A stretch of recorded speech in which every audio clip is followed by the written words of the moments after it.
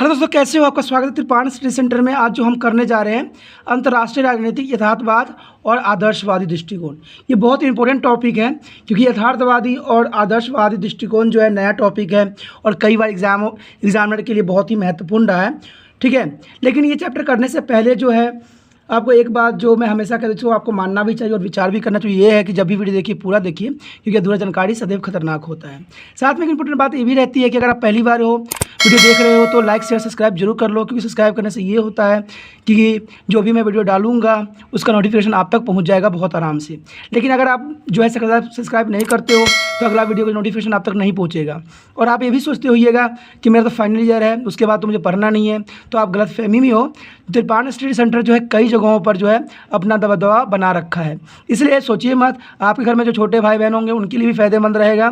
ठीक है, ये 8th 9th 10th 11th 12th CBSE board को कवर करता है, साथ में जो है NIC बोर्ड के 10th +2 को भी कवर करता है। साथ में एक इंपॉर्टेंट बात ये भी रहती है कि ये जो है BA फर्स्ट ईयर से लेके 3rd ईयर तक के सारे सिलेबस को कवर करती है आर्ट्स के, तो इसके साथ जुड़ जाने में ही आपका फ़ायदा है। ठीक है, सोचिए मत, विचार मत कीजिए, अभी जुड़ जाइए। जो आपके मोबाइल पर रेड बटन दिख रहा होगा उसको ज़रूर दबाइए और एक बार घंटी को ज़रूर बजाइए। चलिए, ये तो आपका काम है। ठीक है, हम जो आप देखेंगे आज जो हम पढ़ेंगे उसका टॉपिक में जो है पहले तो हम यथार्थवादी करेंगे, उसके बाद हम जो है आदर्शवादी दृष्टिकोण करेंगे। ठीक है, तो यथार्थवाद होती क्या है? सबसे पहली बात तो यथार्थवाद और आदर्शवाद क्या होता है। ठीक है, पहले तो हम यथार्थवाद का दृष्टिकोण से पढ़ेंगे कि यथार्थवाद होता क्या है। अंतर्राष्ट्रीय राजनीति में संबंधित यथार्थवाद दृष्टिकोण एक महत्वपूर्ण दृष्टिकोण है जो वास्तविकता पर आधारित होती है। ये जो होती है दोस्तों वास्तविकता पर आधारित होती है और वास्तविक संदर्भ में अंतर्राष्ट्रीय राजनीति की व्याख्या भी करती है। ये अंतर्राष्ट्रीय राजनीति की व्याख्या करती है। यह दृष्टिकोण जो है मुख्य तत्व सुरक्षा और शक्ति के इर्द गिर्द घूमती है, यानी सुरक्षा और शक्ति के ऊपर डिपेंडेबल होती है। लेकिन बहुत से साइंटिस्टों के अपनी विचारधारा है, उसमें जैन H हैस ने कहा था कि अनुमान शक्ति के इस विश्वास के उपज है कि दूसरे सदैव ही उसे समाप्त करने के लिए यत्नशील रहते हैं, इसलिए उसे अपनी रक्षा के लिए दूसरे को समाप्त करने सदैव तैयार रहना चाहिए। तो राजनीतिक में तो यही होता है कि एक व्यक्ति दूसरे व्यक्ति को मार के ही अपना राजनीतिक को करता है, जो है मंशा को सिद्ध करता है। चाहे उसको सांप्रदायिक दंगा करवाना पड़ जाए, चाहे वो संप्रदाय कोई भी तरह का कार्य हो, ठीक है, चाहे हिंदू मुस्लिम में जो लड़ाई हो वो भी करवा के सिर्फ अपने जो है कुर्सी के लिए करते हैं। तो इसमें तो यही बात को सदैव रखा है। बहुत साइंटिस्टों का यही विचार है कि ये यत्नशील रहते हैं, इसलिए उनके अपनी रक्षा के लिए दूसरे को समाप्त करने के लिए सदैव तैयार रहना चाहिए कि दूसरे को जैसे मर्जी उसको समाप्त कर दो और अपना जो है राज्य दबदबा कर लो। तो यही जो है दृष्टिकोण सबका रहता है।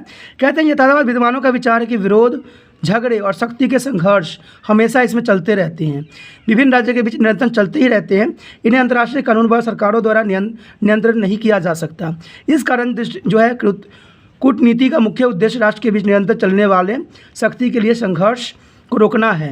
यथार्थवाद दृष्टिकोण के समर्थक का विचार है कि शक्ति के लिए संघर्ष तो वास्तविकता है और इस तथ्य को जो है दृष्टिगत करके हम अंतर्राष्ट्रीय राजनीति को ठीक तरह से नहीं समझ सकते।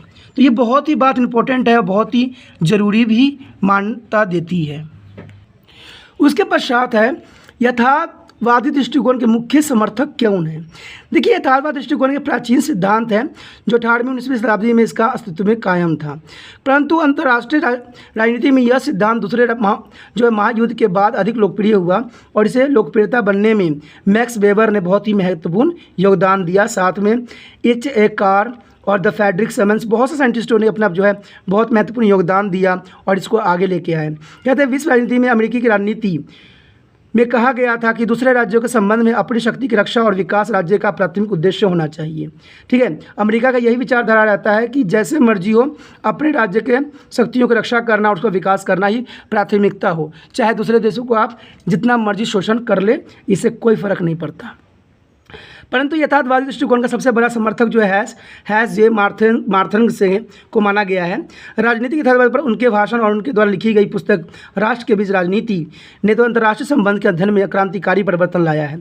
इस समय ऐसा भी आया है जब कैथरीन वी थॉम्पसन ने अपनी आदि बुद्धिमत्ता अनुभव करने लग गए और अंतर्राष्ट्रीय राजनीति के संबंध बहुत सारा जो है साहित्य जो मार्ग ग्रंथों और उसके आलोचकों के बीच स्पष्ट और अस्पष्ट वार्तालाप मात्र है। तो कहते हैं यहाँ पर बहुत सारी चीज़ें जो है इसके अनुकूल है, बहुत सी बातें जो है इसके प्रतिकूल है। उसके पश्चात है यथार्थवाद दृष्टिकोण का समर्थक अंतर्राष्ट्रीय राजनीति में विचारधारा को कोई महत्व नहीं देते हैं। अतुल इसके विपरीत वे हितों के प्राथमिकता देते हैं। उनका विचार है कि राजनीतिक विचारधारा को नहीं, अतुल जो है हितों की जो है प्राथमिकता देते हैं और वे कार्य करते हैं जो उनको हितों में होती है। तो ये बात तो बहुत इंपॉर्टेंट भी रहती है, किसी के जो काम वही करना चाहिए जो किसी के हित में हो। ठीक है, विचारधारा का प्रयोग तो केवल एक ब्रोकर के रूप में ही किया जाता है। राजनीतिक यथार्थवाद तो विवेक को राजनीतिक कार्य का जो है मार्गदर्शन मानता है। यथार्थवादी राजनीति के नैतिक महत्व की अलग व्याख्या देते हैं। वे परिणामों को मुख्य रख कर किसी राज्य के नैतिकता और अनैतिकता की परख करते हैं। वो ऐसे नैतिक सिद्धांतों में विश्वास नहीं रखते हैं तो जो केवल आदर्श और उन्हें जो है व्यवहारिक रूप नहीं दिया जा सकता। उनका विचार है कि इतिहास और अनुभव इस तथ्य का समीक्षा साक्षी है कि अंतर्राष्ट्रीय राजनीति में सदैव जो है राष्ट्रीय हितों की प्राथमिकता दी गई है और जो भी कार्य राष्ट्रीय हित के लिए मुख्य रखकर किया जाता है वो नैतिक होती है। तो ये तो बात सही है कि जो देश के हित के लिए होता है और नैतिकता में आती है। इस तरह से जो है राजनीतिक कार्य के परिणाम और जो है प्राथमिकता देती है। इसमें बहुत से राइटरों ने अपने विचारधारा यहाँ पर रखे हैं और सबका यही विचारधारा रहता है कि प्रत्येक वह कार्य जो राष्ट्रीय हितों को मुख्य रखकर किया गया हो उसका उद्देश्य शक्ति प्राप्त करना ही होता है। देखिए, कोई भी आज जो राजनीति में लोग आपस में जो भी मर्जी कर रहे हों, सबका सिर्फ एक ही उद्देश्य होता है, सत्ता हासिल करना। चाहे सत्ता वो जैसे मर्जी करके हो, चाहे लोगों को फ्री की लालच दे के किया गया हो, चाहे लोगों को धर्म के प्रति जो है आपस में भड़काया गया हो, चाहे एक धर्म को लेके चलने की बात हो। तो आजकल जो है राजनीतिक में इन्हीं बातों को लेके आगे बढ़ा जाता है। लेकिन सच्चाई में देखा जाए तो कहते हैं कि ऐसा नहीं होना चाहिए। देखिए, शक्ति प्राप्त करने का तो इच्छा रहती है, लेकिन कहते हैं ना किसी दूसरे के शरीर के ऊपर चढ़ के और जो है पावर को दिखा के जो है शक्ति प्राप्त करना, कभी भी इसको कोई भी ज्ञानी इसको जो है कार्य उचित नहीं मानेगा। तो इसलिए शक्ति प्राप्त कीजिए, लेकिन एक रूल रेगुलेशन से कीजिए जो किसी को हानि न पहुँचे। तो ये यथार्थवाद बिल्कुल ही साफ शब्दों में बताया गया है। उसके पश्चात हमारा है यथार्थवादी दृष्टिकोण के मूल्य धारणाएं। ये बहुत इंपॉर्टेंट कॉन्सेप्ट है क्योंकि इसमें मनुष्य जो है पहला यही है कि मनुष्य स्वभाव से ही स्वार्थी है। देखिए, मनुष्य चाहे जितना मर्जी अमीर हो, जितना मर्जी वो सत्ता में रहता हो, जितना मर्जी उसको जो है अच्छा विचार हो, लेकिन कहते हैं मनुष्य स्वभाव से स्वार्थी है। यथार्थवादी दृष्टिकोण की पहली और आधारभूत धारणा है कि व्यक्ति जो है स्वभाव से शरारती और स्वार्थी है और वह प्रत्येक कार्य अपने स्वार्थ हितों की पूर्ति के लिए ही करता है। व्यक्ति यदि दूसरे की भलाई का कार्य करता है तो उसमें उसका स्वार्थ ही छिपा रहता है और इतिहास इस तथ्य का साक्षी भी है। कोई भी व्यक्ति जो होता है स्वार्थ सिद्ध करने के लिए ही जो है लोगों को गले लगाता है। आपने देखा भी होगा कि जितने भी पार्टी का नाम है सब गरीबों के नाम से ही होता है। आखिर गरीबों के नाम से क्यों रखते हैं? जब गरीबों का ही वो शोषण करते हैं। जब भी सरकार आती है रोडों को सजा दिया जाता है, लेकिन जैसे आम लोगों के लिए क्या होता है, आए दिन उन रोडों को उजाड़ दिया जाता है। तो है बनाया गया जनता के लिए, लेकिन जनता का ही तकलीफ़ होता है। अब किसी भी क्षेत्र में चले जाए, रोड हो चाहे लाइट हो, हर जगह की जो है व्यवस्था सुचारू रूप से नहीं चल रहा है। बेशक सरकार जो है अपनी पीठ थपथपाती हो कि गांव-गांव हमने बिजली पहुंचा दिया है, लेकिन ये कार्य जो है 10-20 साल पहले भी हो सकता था। लेकिन कहते हैं ना कि घर में बैठे हुए कहते हैं स्वार्थ सिद्ध करने के लिए हर जो व्यक्ति है बैठे पड़े हैं। तो यही बात जो है साफ क्लियर होती है। उसके बाद है शक्ति की लालसा।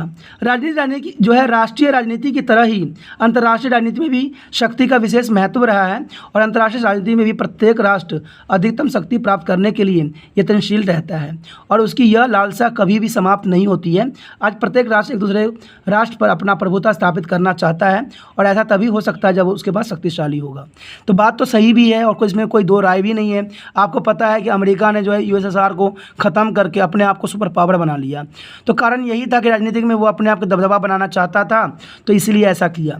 तो आज हर जो देश है, हर अंतर्राष्ट्रीय संगठन का एक ही कार्य होता है कि अधिक से अधिक शक्तियों की प्राप्ति किया जाए और इसका फिर प्रयोग किया जाए। उसके बाद है अंतर्राष्ट्रीय राजनीतिक शक्ति के संघर्ष। कहते हैं यथार्थवाद दृष्टिकोण के समर्थक अंतर्राष्ट्रीय राजनीति को शक्ति के लिए संघर्ष मानते हैं। इतिहास इस तथ्य की साक्षी है। आज विभिन्न राष्ट्र जो है परस्पर मिलकर गुटबंदी करता है और इस तरह वह दूसरे राज्य पर अपना प्रभुत्व स्थापित करने का भी प्रयत्न करता रहता है। शक्ति के लिए संघर्ष युद्धों को जन्म देता है और विश्व में जो है सच की ओर बढ़ता ही जा रहा है। तो बात तो सही है कि शक्ति के लिए लोग क्या करते हैं, संघर्ष करते हैं और संघर्ष से क्या उत्पन्न होती है, युद्ध। और युद्ध से क्या होती है, प्रथम विश्व युद्ध, सेकेंड विश्व युद्ध और जो है थर्ड भी जो है आने वाला समय में जरूर देखने को मिलेगा। तो कहते हैं कि शक्ति की प्राप्त करने की जो होड़ लगी हुई है उसमें लोग क्या करते हैं, शस्त्रों को इतनी होड़ बढ़ गई है कि आज खाने पीने पर ध्यान नहीं दिया जा रहा है और लोगों के स्वास्थ्य पर ध्यान नहीं दिया जा रहा है। आज तो है सिर्फ शस्त्र कैसे इकट्ठा किया जाए, कैसे है सैनिक अनपढ़ सैनिक बनाया जाए, यही विचारधारा लेके आज जो है सारे देश आगे बढ़ रहा है। उसके पश्चात है आत्म सुरक्षा की प्राथमिकता। देखिए आत्म सुरक्षा करना तो जो है ग्रंथों में भी और बड़े बड़े जो है बुकों में भी लिखी गई है बात, ये इसमें कोई भी बुराई नहीं है। यथार्थवादी दृष्टिकोण अपने अध्ययन में आत्म सुरक्षा को पहल भी देती है और इस दृष्टिकोण का समर्थक का विचार है कि अपने इस उद्देश्य की पूर्ति के लिए राष्ट्र किसी भी दूसरे राज्य के साथ समझौता कर सकता है, अगर गुट का निर्माण कर सकता है, पहले से बने किसी भी गुट में शामिल हो सकता है। तो आत्म सुरक्षा के लिए वो कुछ भी कर सकता है, वो सारे न्याय उचित ही होती हैं, किसी भी राष्ट्र से सहायता प्राप्त कर सकता है आदि। यथार्थवादी दृष्टिकोण का विचार है कि आत्म सुरक्षा को निश्चित बनाए रखे जाने के मुख्य रख कर किया गया प्रत्येक कार्य राष्ट्र हित की पूर्ति करता है। चलिए आत्म सुरक्षा करना तो हर एक व्यक्ति का परम धर्म है, चाहे हर एक राज्य नेता का परम कर्तव्य है कि वो अपने नागरिक को जो है जो सुरक्षा से सुरक्षा प्रदान करे और जिससे वो उनको कोई तरह की प्रॉब्लम न रहे। ये हमारा इतिहास भी गवाह है और हमेशा ऐसा।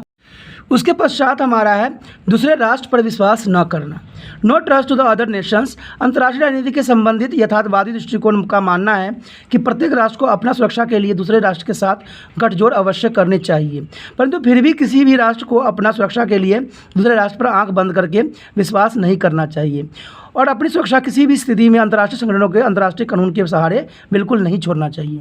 ये तो बात सही है कि जो यथार्थवाद के दृष्टिकोण जो है बहुत इंपॉर्टेंट है। हम दोस्तों यहाँ पर जो है यथार्थवाद के दृष्टिकोण की धारणाएं पढ़ रहे हैं कि उन्होंने पहला तो यही बताया था कि मनुष्य स्वभाव से स्वार्थी होती है, ये यथार्थवाद के दृष्टिकोण है। शक्ति की लालसा होती है, अंतर्राष्ट्रीय राजनीति की शक्ति के लिए संघर्ष हमेशा करता है और आत्मरक्षा की प्राथमिकता होती है। दूसरे राष्ट्र पर विश्वास न करना ये भी बहुत इंपॉर्टेंट रहती है। उसके बाद 6वां पॉइंट जो यही बात बताता है कि सैन्य योग्यताओं की प्राप्ति। यथार्थवादी दृष्टिकोण मानता है कि प्रत्येक राष्ट्र को आत्मरक्षा के लिए सदैव तैयार रहना चाहिए और इसके लिए दूसरे पर आंख बंद करके विश्वास नहीं करना चाहिए, परंतु यथार्थवादी दृष्टिकोण ये भी मानता है कि आत्मरक्षा के लिए प्रत्येक राष्ट्र को अपनी योग्यता क्षमताओं में वृद्धि अवश्य करनी चाहिए। इस उद्देश्य की पूर्ति के लिए सैन्य बलों की प्रशिक्षण की तरफ विशेष ध्यान देना चाहिए और उन्हें जो है आधुनिक शस्त्रों से लैस किया जाना चाहिए। देखिए दोस्तों यहाँ पर सैन्य बलों की प्रशिक्षण की बात की गई है, तो ये बहुत ही इंपॉर्टेंट रहता है और मैं तो एक ही बात कहता हूँ, कोई भी सरकार हो जो है सैन्य बलों में जो है अच्छे से अच्छे रूल रेगुलेशन को लागू करना चाहिए जो जन कल्याण के लिए भी सही हो। ये नहीं कि आँख बूंद करके हम कोई भी रूल रेगुलेशन को लागू कर दें और इससे क्या हो, देश हित न हो, क्योंकि आपको भी पता है कि ये चीज़ें बहुत ज़रूरी होता है कि सैन्य बलों के प्रशिक्षण होना बहुत ही ज़रूरी होता है, किसी भी राष्ट्र की सुरक्षा के लिए बहुत ही महत्वपूर्ण रखता है। उसके बाद शक्ति संतुलन, कूटनीति और संधि आदि का विशेष महत्व होती है। चलिए राजनीतिक में तो ये तो बात रहती ही रहती है। यथार्थवादी दृष्टिकोण के अंतर्राष्ट्रीय शांति की स्थापना के लिए शक्ति के प्रयोग के अतिरिक्त शक्ति संतुलन भी बहुत इंपॉर्टेंट होती है और कूटनीति यानी डिप्लोमेसी भी बहुत इंपॉर्टेंट रहती है और अंतर्राष्ट्रीय संधि जो इंटरनेट ट्रेड जो आदि के महत्व भी स्वीकार करता है। यथार्थवादी दृष्टिकोण के समर्थक का विचार है कि शक्ति संतुलन और कूटनीति और विभिन्न राष्ट्रों द्वारा की गई संधि भी शांति स्थापना में विशेष योगदान देता है। तो चलिए कोई भी राष्ट्र जो है कूटनीति का उपयोग तो कर ही सकता है और अपने जो है शक्ति संतुलित करने के लिए हर संभव कोशिश कर सकता है क्योंकि उसका वो परम धर्म होती है। उसके बाद अन्य राष्ट्र के साथ मित्रतापूर्ण संबंध का विकास। देखिए यथार्थवाद जो दृष्टिकोण है अन्य राष्ट्र पर विश्वास न करने की बात करता है, परंतु इसके अतिरिक्त भी एक दृष्टिकोण से अधिक राज्यों से मित्रतापूर्ण संबंध की स्थापना को वकालत भी करता है। यथार्थवादी दृष्टिकोण के समर्थक का विचार है कि इसके साथ राज्य की जो है सुरक्षा की संभावनाएं बढ़ जाती है, क्योंकि कहते हैं मित्रतापूर्ण रहने से कभी कभी कहते हैं ना हर मित्र जो होता है दुश्मन ही नहीं होता है, तो कभी कभी हमारे लिए हितैषी भी हो सकता है। जैसे भारत के लिए जो है रूस सदैव ही मित्रता का जो है फ़र्ज़ निभा रहा है और हमेशा उसको सहयोग किया है, तो हर मित्र जो होता है दुश्मन नहीं हो जाता है। राज्य के संयुक्त प्रयत्नों का विकास होता है, तो इससे क्या होता है काफ़ी जो है देश आगे प्रगति करती है और देश के पास जो है सभी चीज़ें सुचारू रूप से चलती भी है। उसके पश्चात है कि राष्ट्रीय हित बदलते रहते हैं। देखिए राष्ट्रीय हित जो हमेशा बदलते रहते हैं, ये भी यथार्थवाद की जो है सत्य कथन है। यथार्थवादी दृष्टिकोण का समर्थक का विचार है कि प्रत्येक राष्ट्र के राष्ट्रीय हित समय, स्थान और स्थिति के जरूरत के अनुसार बदलते रहते हैं और प्रत्येक राष्ट्र को अपने राष्ट्रीय हितों के बदलने में राष्ट्रीय हितों की पूर्ति के लिए अपनाई जाने वाली विधियों में भी परिवर्तन करते रहना चाहिए। ठीक है, यथार्थवादी दृष्टिकोण मानता है कि किसी भी राष्ट्र को अपनी जो है राष्ट्रीय हितों की पूर्ति के पीछे नहीं हटना चाहिए और इसके लिए वो प्रत्येक विधि अपनाने के लिए तैयार रहना चाहिए जो कि न्याय संगत हो। उसके बाद है देखिए, क्या हम इस सारे बातों को पढ़ने के बाद जो है इसकी धारणाएं यही निकाल सकते हैं कि यथार्थवादी दृष्टिकोण सत्य ही यथार्थवादी है। इस दृष्टिकोण का जो है समर्थक जो है राष्ट्रीय हितों के पहल देते हैं और अपने इस उद्देश्य की पूर्ति के लिए कुछ भी करने को तैयार रहते हैं। यह आदर्श की अपेक्षा वास्तविकता को अधिक महत्व देती है। दूसरा जो है, दूसरे महायुद्ध के पश्चात दो महान शक्ति जो थी, टू पावर्स ब्लॉक्स की जो स्थापना हुई थी, ठीक है, के मध्य जो शक्ति के लिए संघर्ष और शीत युद्ध का आरंभ हुआ, परमाणु हथियार का जो प्रसार हुआ, सैनिक समझौते यानी पावर अलायंस आदि यथार्थवाद दृष्टिकोण का वास्तविकता के प्रमाण थे। प्रत्येक छोटा बड़ा राष्ट्र अपनी सुरक्षा को दृढ़ करने के लिए प्रत्येक सम्मत प्रयत्न कर रहा है तथा कई बार वह राष्ट्र की मजबूती तथा सुरक्षा के नाम पर अपनी घरेलू आवश्यकताओं को भी नज़रअंदाज कर देता है, जो कि कदाचित उचित नहीं है। सबसे पहले हमें घर को देखना पड़ेगा, तभी जाके हम अंतर्राष्ट्रीय में हथियारों की होड़ लगा सकते हैं। इसलिए कहा जाता है कि आज घरेलू नीति की अपेक्षा अंतर्राष्ट्रीय संबंध को प्राथमिकता दी जा रही है तथा यह एक यथार्थवाद दृष्टिकोण का उचित प्रमाण भी है। तो ये बात तो यथार्थवाद ही कर सकता है, क्योंकि यथार्थवाद के ही जो है दृष्टिकोण से ये संभव हो सकता है। उसके बाद है यथार्थवाद दृष्टिकोण की मुख्य विशेषता। देखिए दोस्तों, ये भी बहुत इंपॉर्टेंट रखता है कि इसकी विशेषताएं क्या है। सबसे पहली बात तो यही आती है कि यथार्थवाद पर आधारित। देखिए यथार्थवाद जो है पर आधारित है। यथार्थवाद, जैसे कि यथार्थवादी दृष्टिकोण के नाम से ही स्पष्ट होता है कि यह यथार्थवाद अर्थात वास्तविकता पर आधारित दृष्टिकोण है। जो सच है उसी पर आधारित होती है। वास्तविकता के संदर्भ में ही अंतर्राष्ट्रीय राजनीति की व्याख्या करता है और इस दृष्टिकोण समर्थन का विचार है कि विश्व के विभिन्न देशों के हितों में विरोध होता है और इस कारण जो है उनमें सदैव जो है टकराव की स्थिति बनी रहती है। प्रत्येक राष्ट्र अपने राष्ट्र के हितों की केवल रक्षा ही नहीं करना चाहता है, अतुल वह अपने राष्ट्रीय हितों का अधिकतम विकास भी करना चाहता है और इसलिए वह विश्व में शक्ति संतुलन को अपने पक्ष में बनाए रखना चाहता है। यह कुछ भी ऐसा सच्चाई है जिसे हम अपना मुंह नहीं मोड़ सकते हैं। यह सभी यथार्थवादी दृष्टिकोण का मूल्य विषय वस्तु बन जाती है। उसके पश्चात है दुश्मनी, विवाद और शक्ति के लिए संघर्ष प्राकृतिक है। देखिए कहते हैं यथार्थवादी दृष्टिकोण मानता है कि जो राष्ट्रीय भाईचारे में दुश्मनी जो होती है, विवाद होती है और शक्ति के लिए संघर्ष प्राकृतिक है और यह निरंतर चलते ही रहते हैं। उनका विचार है कि इसके उपज ही अंतर्राष्ट्रीय राजनीतिक है। यदि विवाद, दुश्मनी और शक्ति के लिए संघर्ष आदि नहीं है तो अंतर्राष्ट्रीय राजनीति की तो आवश्यकता ही नहीं होगी। वास्तविकता तो यही है कि जहाँ भी हितों में विरोधी होगा वहाँ टकराव अवश्य ही पैदा होगा और यह विरोधी और टकराव के संघर्ष को जन्म देता है और इसमें ही अंतर्राष्ट्रीय राजनीति पैदा होती है। प्रसिद्ध विद्वान जो है मार्थ गोल्थ ने यह बात साफ शब्दों में कहा था कि यह अंतर्राष्ट्रीय राष्ट्र के बीच शक्ति और उसके प्रयोग के लिए सदैव संघर्ष है। उसके बाद था कूटनीति का महत्व। कहते हैं इंपॉर्टेंस ऑफ द डिप्लोमेसी। यथार्थवादी दृष्टिकोण के समर्थक का विचार है कि दुश्मनी, विवाद और शक्ति के लिए संघर्ष अंतर्राष्ट्रीय राजनीति के प्राकृतिक तत्व है और इस कारण यह निरंतर चलते ही रहते हैं। उनका विचार है कि इसी कारण इन्हें अंतर्राष्ट्रीय कानून, अंतर्राष्ट्रीय संगठन या विभिन्न राष्ट्र के सरकारों द्वारा नियंत्रण नहीं किया जा सकता है, अतः इनका समाधान केवल कूटनीति द्वारा ही किया जा सकता है। देखिए बहुत से युद्ध जो थे कूटनीति से लड़ी गई थी और कूटनीति से इसलिए तब लड़ी गई थी जबकि उनके सैनिक जो थे शिक्षित थे और उनके सैनिक में अच्छे प्रशिक्षण थे। विदाउट जो है पढ़े लिखे जो है सैनिक कभी भी अच्छे सैनिक नहीं बन सकते। ये हर एक राष्ट्र को, हर एक जो है शासक को समझना चाहिए कि पढ़े लिखे व्यक्ति ही एक अच्छा सैनिक बन सकता है। बाहुबली से हम नहीं युद्ध जीते जा सकते हैं। इसमें बाबर भी सबसे बड़ा एग्जाम्पल था। बाबर के पास सिर्फ जो है 60,000 सैनिक थे और जो इब्राहिम लोदी था उसको 2 लाख सैनिक थे। लेकिन कहते हैं इब्राहिम लोदी के जो सैनिक थे वो अशिक्षित थे, उनको नॉलेज नहीं था और सारे के सारे कई राजाओं से मिलके बने हुए थे। लेकिन बाबर जो था एक ही सैनिक रखा हुआ था और उसको प्रशिक्षण खुद करता था और इसका जो परिणाम है पानीपत की परिणाम से आपको अवगत अवश्य ही होगा। तो इसलिए कहते हैं कि कभी भी सरकारों को डिप्लोमेसी नीति को अपनाना चाहिए, लेकिन जो है सैनिकों को जो है प्रशिक्षण पूरी देनी चाहिए। कहते हैं उनका विचार है कि दृष्टिकोण का मुख्य उद्देश्य राष्ट्र के बीच निरंतर चलने रहने वाले शक्ति संघर्ष और विवाद आदि को रोकना है। प्रत्येक देश के अपनी जो है कूटनीति प्रतिनिधि होते हैं जो निरंतर इस विवादों के उलझने के लिए यत्नशील रहते हैं। प्रसिद्ध विद्वान चरक के द्वारा भी अंतर्राष्ट्रीय राजनीति में कूटनीति को विशेष महत्व दिया गया है। चलिए, कूटनीति जो है राजनीति का एक सच्चा विचारधारा है, इसको है जो राजनीति से कभी भी अलग नहीं किया जा सकता। उसके बाद है विचारधाराओं का विशेष महत्व नहीं है। यद्यपि दृष्टिकोण के समर्थक द्वारा विचारधाराओं को कोई महत्व नहीं दिया जाता है, तथापि इसके मुकाबले में उनके द्वारा हितों को महत्व दिया जाता है। उनका विचार है कि राजनीतिक विचारधारा को नहीं अतुल हितों की प्राथमिकता देते हैं और वह कार्य करते हैं जो उनके हितों में होते हैं। विचारधारा का प्रयोग तो केवल एक जो है वोके के रूप में अपने विचारों को औचित्य को प्रकट करने के लिए किया जाता है। उनका विचार है कि कई बार स्थिति को मुख्य रखते हुए विचारधारा का निर्माण किया जाता है और विचारधाराओं को आधार बनाकर अपने विचार या हित का औचित्य प्रकट भी किया जाता है। इसका एक ही कारण होता है कि यथार्थ में मानते भी हैं कि जो भी आपके हितों में है वही उचित है और ठीक भी है। विचारधारा उसके साथ मेल रखती है या नहीं, इसका कोई अर्थ नहीं है। देखिए, ये बात भी सही है कि वही उचित है जो ठीक है, जो आपके हित में है। जो चीज़ आपके हित में नहीं, वो चीज़ कभी ठीक नहीं होती है। लेकिन कहते हैं ये विचारधारा जो है राजनीतिक में ही सफल हो सकती है, वास्तविक जीवन में सफल होना इसको संभव नहीं है। उसके है वास्तविकता और नैतिकता के बीच घनिष्ठ संबंध। कहते हैं यथार्थवाद दृष्टिकोण को समर्थक वास्तविकता और नैतिकता के बीच घनिष्ठ संबंधों का स्वीकार करते हैं, परंतु वो नैतिक की एक अलग व्याख्या ही देते हैं। वो परिणामों को मुख्य रखकर किसी कार्य को नैतिकता और अनैतिकता की पहचान करते हैं। वो ऐसे नैतिक सिद्धांतों में विश्वास नहीं रखते हैं जो केवल आदर्श है और उन्हें जिन्हें व्यवहारिक रूप नहीं दिया जा सकता।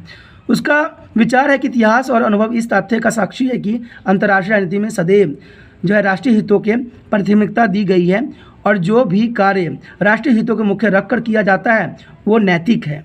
इस तरह जो है राष्ट्रीय हितों की रक्षा के लिए झूठ बोलना भी नैतिक है। इस तरह जो है यथार्थवादी दृष्टिकोण के समर्थक परिणामों को प्राथमिकता देते हैं और परिणामों के आधार पर ही कार्य को जो है औचित्य और अनुचित्य में की पहचान भी करते हैं। उसके पश्चात तर्क पर आधारित दृष्टिकोण। देखिए, राजनीति में जो होता है इसकी विशेषता भी होती है कि तर्क पर आधारित दृष्टिकोण होती है। यथार्थ दृष्टिकोण में अंधेरे में तीर नहीं चलाया जाता, अतुल यह तर्क पर आधारित दृष्टिकोण है। यह दृष्टिकोण विभिन्न घटनाओं और तथ्यों के वास्तविक स्वरूपों का अध्ययन के बाद तर्क के आधार पर निष्कर्षित निकलता है। उनका विचार है कि यदि कोई वाद तर्कहीन अध्ययन का नहीं अतुल तर्क पर आधारित विश्लेषण के बाद स्थापित किया जाता है और फिर भी उसे एक मान्य सिद्धांत के रूप में मान्यता मिलती है, तो तर्क रहित ज्ञान तो थोथला ज्ञान है, क्योंकि ऐसे ज्ञान का कोई अर्थ नहीं है और ऐसे ज्ञान की कोई उपयोगिता भी नहीं होती है। किसी भी घटना को घटने के लिए अनेक कारण उत्तरदायी होते हैं और उन सभी कारणों का जो है तर्कशील विश्लेषण करने के बाद ही निष्कर्ष निकाला जा सकता है। आप इसको तर्कहीन नहीं कर सकते। कोई विश्लेषण कीजिएगा तभी जो है उसका सही और वास्तविक अर्थ सामने आएगा। उसके बाद है राष्ट्रीय हितों का महत्व। कहते हैं यथार्थवाद दृष्टिकोण राष्ट्रीय हितों के अध्ययन को विशेष महत्व देते हैं। प्रसिद्ध विद्वान जो है हॉर्स जे मार्थगोड के अनुसार राष्ट्रीय हित अंतर्राष्ट्रीय राजनीति की मुख्य कुंजी है और इसे केवल शक्ति के संदर्भ में ही देखा जाना चाहिए। उनका विचार है कि प्रत्येक राष्ट्र अपने राष्ट्रीय हितों की रक्षा के लिए सदैव यत्नशील रहता है, परंतु राष्ट्रीय हितों की रक्षा शक्ति द्वारा ही किया जा सकता है। इसके अतिरिक्त प्रत्येक राष्ट्र उन राष्ट्रों के साथ अपने संबंध बनाता है जिनके साथ संबंध स्थापित करने में उनकी जो है राष्ट्रीय हितों की रक्षा होती है। आज विभिन्न राज्य आपस में जो है आर्थिक, सैन्य और संस्कृति आदि समझौता करते हैं जिनका मुख्य आधार जो होती है विभिन्न राष्ट्र के आर्थिक हितों की पूर्ति होती है। यथार्थवाद दृष्टिकोण का मत है कि राष्ट्रीय हित विभिन्न राज्यों की विदेशी नीति का एक महत्वपूर्ण निर्माण तत्व होती है। इसमें भावनात्मक मान्यताओं और नैतिक सिद्धांत आदि का कोई महत्व नहीं होती। तो राजनीति में तो ये बात सच्चाई है कि जो है यहाँ पर जो है भावनाओं का और नैतिकता का कोई अर्थ नहीं होता, क्योंकि आपने देखा ही होगा प्रत्यक्ष रूप से किसी भी मंत्री की या कोई अपने ख़त्म मर जाते हैं या किसी कारणवश उनके दुर्घटना घट जाता है तो क्या करते हैं, उस पर भी राजनीति करके अपना सत्ता हथियाने के लिए हर संभव कोशिश करते हैं। आपने फिल्म में भी देखे होंगे और इसको समझे होंगे। तो क्लियर जो है वो किसी भावनाओं और किसी नैतिकता का जो है महत्व नहीं देते हैं। लेकिन ऐसा राजनीति में नहीं होना चाहिए, ये जो है गलत है, ये आप भी मानते हो और ये जो है समाज भी इस बात को जो है मान्यता देती है। उसके पश्चात मनुष्य के वास्तविक स्वभाव का अध्ययन।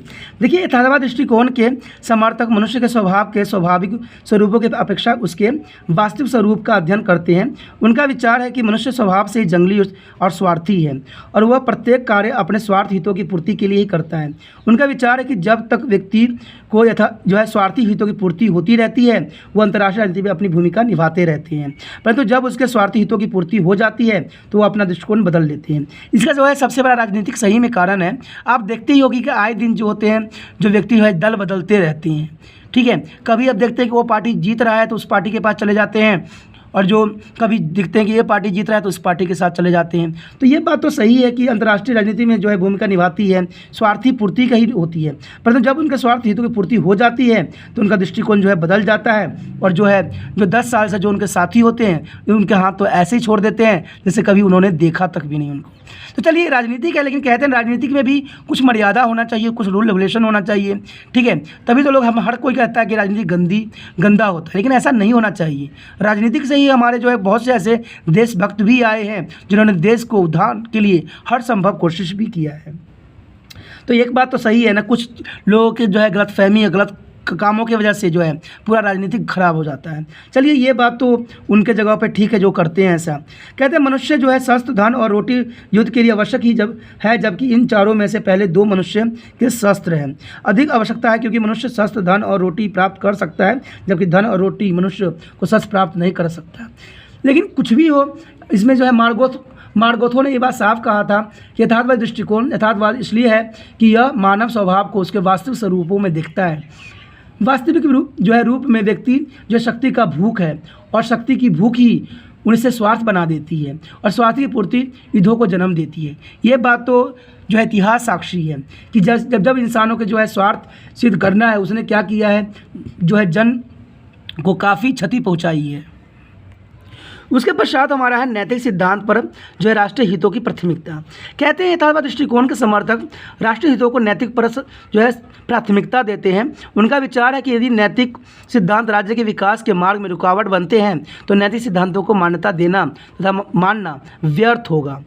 यथार्थवादी का मत है कि किसी राज्य के विचारात्मक तथ्य या उनके जो है नैतिक सिद्धांत उस सीमा तक ही ठीक है जहां तक वो राष्ट्रीय हितों को प्राथमिकता देते हैं, क्योंकि अंतर्राष्ट्रीय राजनीति का मुख्य उद्देश्य राज्य के है राष्ट्रीय हितों की रक्षा तथा उनका विकास करना होता है। तो ये बात तो कहीं हद तक उचित भी है, और जो है सब जो है व्यक्ति इसके समर्थन भी करेंगे।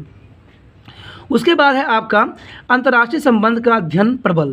देखिए, यथार्थवाद दृष्टिकोण द्वारा अंतर्राष्ट्रीय राजनीति के अध्ययन के साथ साथ अंतर्राष्ट्रीय संबंधों का अध्ययन पर भी अधिक बल दिया गया है, क्योंकि जो है 1945 ईस्वी के पश्चात एशिया, अफ्रीका तथा लातीन अमेरिका के अनेक देश स्वतंत्र हुए थे। इन नए स्वतंत्र देशों के में से कुछ देश द्वारा जो सोवियत संघ तथा दूसरा जो है अमेरिका गुट से संबंध स्थापित कर लिए थे, परंतु अनेकों देशों द्वारा गुट निरपेक्ष रहते हुए अंतर्राष्ट्रीय राजनीति को प्रभावित करने का प्रयत्न भी किए गए थे। उनका यह दृष्टिकोण पूर्णतः यथार्थवाद पर आधारित था तथा इस दृष्टिकोण ने जो है प्रमाणित किया ताकि विभिन्न राष्ट्र अपने हितों की रक्षा के लिए अंतर्राष्ट्रीय संबंध को प्राथमिकता देते हैं। तो ये बात तो साफ है कि आपको पता है कि उस समय जब 1945 में जो थी वो एक सोवियत गुट बनी थी और एक जो था अमेरिकी गुट बनी थी, लेकिन साथ में साथ एक नॉन एग्रीमेंट भी बनाया गया था जिसका सदस्य जो है आज वर्तमान समय में 125 देश है। तो कह सकते हो गुट निरपेक्ष का मतलब यही था कि हम किसी देश में सम्मिलित न होकर हम अपने आप को स्वतंत्र रखेंगे और अपनी स्वतंत्र जो है विचारधारा रखेंगे। ठीक है, नॉन एग्रीमेंट का दूसरा अर्थ ये भी होता है कि हम ना तो अमेरिका ब्लॉक में जाएंगे ना हम सोवियत ब्लॉक में जाएंगे, हम दोनों का ही फ़ायदा उठाएंगे और अपने आप को सार्थक करेंगे। इसमें भारत जो है अग्रसर है, भारत ना अमेरिका का सहयोग देता है ना ही जो है यूएसएसआर को देता है। उसका विचारधारा है कि दोनों का फ़ायदा उठाना ही एक नॉन एग्रीमेंट का यानी गुट निरपेक्षता का परम उद्देश्य है। विश्व जो है रंगमंच पर राज्य की अति आवश्यकता। देखिए, कहा जाता है कि यथार्थवाद जो है सिद्धांत वास्तविकता आधारित है और इसके द्वारा जो है अंतर्राष्ट्रीय राजनीति को वास्तविक सच्चाई को उजागर करने का यत्न भी किया जा रहा है। अंतर्राष्ट्रीय राजनीति या विश्व राजनीति के प्रसंग में यथार्थवाद राज्यों को अति आवश्यक पात्र मानता है, अर्थात अंतर्राष्ट्रीय राजनीति के मुख्य पात्र राज्य है। यथार्थवादी विचार विचारक जो है मानते हैं कि विभिन्न राज्य के हितों में विरोध होना स्वाभाविक सी बात है, जबकि यह शासकों और नीतिवानों को समझदारी पर निर्भर करता है कि वो विरोध के होते हुए भी अपने राज्यों को शक्तिशाली और प्रमुख राज्य बना सकते हैं। यथार्थवाद मानते हैं कि प्रत्येक राज्य को अपने अस्तित्व को बनाए रखने के लिए अपनी जो है राष्ट्रीय शक्ति का प्रसार करना आवश्यक है, और इस उद्देश्य की पूर्ति के लिए राज्यों को वह सभी यत्न करने चाहिए जो है राष्ट्रीय शक्ति को प्रसार के लिए आवश्यक हो। यही कारण है कि आज प्रत्येक राष्ट्र अधिकतम जो है राष्ट्रीय शक्ति इकट्ठी करने के लिए यत्नशील रहती है। इस तरह हम देखते हैं कि अंतर्राष्ट्रीय राजनीति का जो है यथार्थवादी सिद्धांत हवा में बात नहीं करता है, अतुल यह वास्तविकता के बहुत निकट है और अधिक राष्ट्रीय शक्ति इकट्ठी करना राज्य का कर्तव्य माना जाता है, क्योंकि इसके बिना राज्य का अस्तित्व ही कायम नहीं रह सकता। अगर हम देखिए, अगर हम इसका निष्कर्ष भी निकालें तो हम साफ शब्दों में इस बात को क्लियर कर सकते हैं कि यथार्थवाद दृष्टिकोण को यथार्थ पर आधारित है।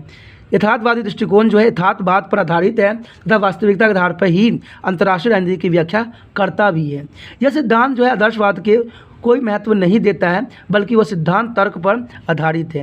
यथार्थवाद जो होती है हमेशा जो है सिद्धांत तर्क पर ही आधारित होती है तथा राष्ट्रीय हितों की प्राथमिकता देता है। प्रत्येक राष्ट्र अपने राष्ट्रीय हितों की पूर्ति के लिए सिद्धांतों तथा विचारधारा का प्रवाह नहीं करता है, बल्कि अपने हितों की पूर्ति के लिए नैतिक सिद्धांत पर राष्ट्रीय हितों को जो है प्राथमिकता देता है। तो ये बात बहुत ही इंपॉर्टेंट है। आगे हमारे पास है मार्गार्थो यथार्थवादी सिद्धांत। मार्गार्थो का अंतर्राष्ट्रीय राजनीतिक सिद्धांत भी उसने बहुत दिए थे। ये सिद्धांत जो थे काफ़ी राजनीति में महत्व भी रखता है। कहते हैं अंतर्राष्ट्रीय राजनीति में राजनीतिक यथार्थवाद के मुख्य समर्थक हर्ष जे मार्गार्थो थे। ठीक है, उनका मानना था, उनके मानने वाले बहुत से थे जिन्होंने यथार्थवाद और मार्गो समानार्थक है। इसी पर जो है गैंथो बी थर्मसन आदि विद्वान तो मानते हैं कि अंतर्राष्ट्रीय राजनीति के साथ संबंध बहुत कुछ मार्गार्थो और उसके आलोचकों के बीच स्पष्ट और अस्पष्ट वार्तालाप पात्र है, क्योंकि अंतर्राष्ट्रीय राजनीति में शक्ति और मार्गार्थो द्वारा केंद्र बिंदु बनाया गया है। उनका विचार कि जैसे जो राष्ट्रीय राजनीतिक शक्ति के लिए संघर्ष है, इसी तरह जो है अंतर्राष्ट्रीय राजनीति में भी प्रत्येक राष्ट्र अधिकतम शक्ति की प्राप्ति के लिए यत्नशील रहता है, क्योंकि प्रत्येक राष्ट्र यह अनुभव करता है कि वह शक्ति के प्रयोग द्वारा अन्य राष्ट्र को अपनी इच्छा मनवा सकता है और अपने हितों की जो है पूर्ति भी कर सकता है। मार्गार्थो का यथार्थवादी सिद्धांत बहुत ही इंपॉर्टेंट था। ये सिद्धांत उसने 6 सिद्धांत दिए थे, यानी 6 प्रिंसिपल ऑफ पॉलिटिशियन रियलिज्म। ठीक है, ये सिद्धांत जो है राजनीति में बहुत महत्वपूर्ण रखता है। इसमें जो है पहला सिद्धांत क्या कहता है? पहला सिद्धांत यही कहता है कि मानव स्वभाव के वस्तुनिष्ठ कानून। देखिए, मार्गार्थो के राजनीतिक यथार्थवाद के पहले सिद्धांत का पहला नियम यह है कि राजनीतिक आम समाज की तरह ही उन वस्तुनिष्ठ कानूनों द्वारा संचालित होती है जिनके जरिए मानव स्वभाव में है। इसलिए इन कानूनों को समझना आवश्यक है ताकि अंतर्राष्ट्रीय राजनीति के अध्ययन के लिए यथार्थ जो सिद्धांतों का निर्माण किया जा सके। यह नियम जिसके आधार पर व्यक्ति अपना सामाजिक जीवन चलाता है और जो है चिरस्थायी है। इसका कारण व्यक्ति उसमें जो है छुटकारा नहीं पा सकता है, और इस सिद्धांतों के आधार पर ही वो तैयार किए गए कानून अंतर्राष्ट्रीय राजनीति के लिए समझ में हमारी सहायता भी कर सकता है। उसके बाद था कि मानव संबंधों के तथ्य। मानव स्वभाव के वस्तु कानूनों को जानने के लिए मानव जो है संबंधों को भूत के जो तथ्य पर विश्लेषण करना आवश्यक होता है। मानव स्वभाव बहुत सीमा तक एक जैसा ही रहता है, और जो है क्योंकि राजनीति के कानून मानव स्वभाव पर आधारित होती है, इसलिए उसमें अधिक परिवर्तन नहीं आता है। इस कारण मानव स्वभाव के जो है वस्तुनिष्ठ कानून को जान कर हम राजनीति को ठीक तरह से समझ सकते हैं। इसके आधार पर हम राजनीति का तर्क संग सिद्धांत का निर्माण भी कर सकते हैं। अगर कहा जाए तो मार्गार्थो के अंतर्राष्ट्रीय राजनीति के यथार्थवाद सिद्धांत के अनुसार राजनीतिक का जो है मार्गदर्शन कुछ वस्तुनिष्ठ कानून करते हैं जिनके जरिए मानव स्वभाव में है, और इस जो है वस्तुनिष्ठ कानूनों को समझने के लिए आपको अंतर्राष्ट्रीय राजनीति को समझ सकते हैं। इन वस्तुनिष्ठ कानूनों को जानने के लिए मानवीय जो है संबंधों के इतिहास को जानना भी बहुत आवश्यक है, और इस तरह करने से हम अंतर्राष्ट्रीय राजनीति के प्रयोग सिद्ध और तर्क सिद्ध सिद्धांतों का निर्माण भी कर सकते हैं। उसके पश्चात है दूसरा सिद्धांत। इसमें यही बात कहा गया कि राष्ट्रीय शक्ति के रूप में परिभाषित राष्ट्रीय हित होती है। मार्गार्थो के राजनीतिक यथार्थ के दूसरे सिद्धांत के अनुसार शक्ति के रूप में परिभाषित राष्ट्रीय हित अंतर्राष्ट्रीय राजनीति का मार्गदर्शन भी करता है। अंतर्राष्ट्रीय क्षेत्र में प्रत्येक राष्ट्र अपने राष्ट्रीय हितों के मुख्य रख कर कार्य करता है, और यदि यथार्थ अंतर्राष्ट्रीय राजनीति के जो है गृह राजनीतिक से भी अलग रहता है। उसके बाद है राष्ट्रीय हितों के राष्ट्रीय शक्ति द्वारा ही सुरक्षित बनाया जा सकता है। प्रत्येक राष्ट्र अपने राष्ट्रीय हितों की रक्षा जो है शक्ति के प्रयोग द्वारा ही करता है।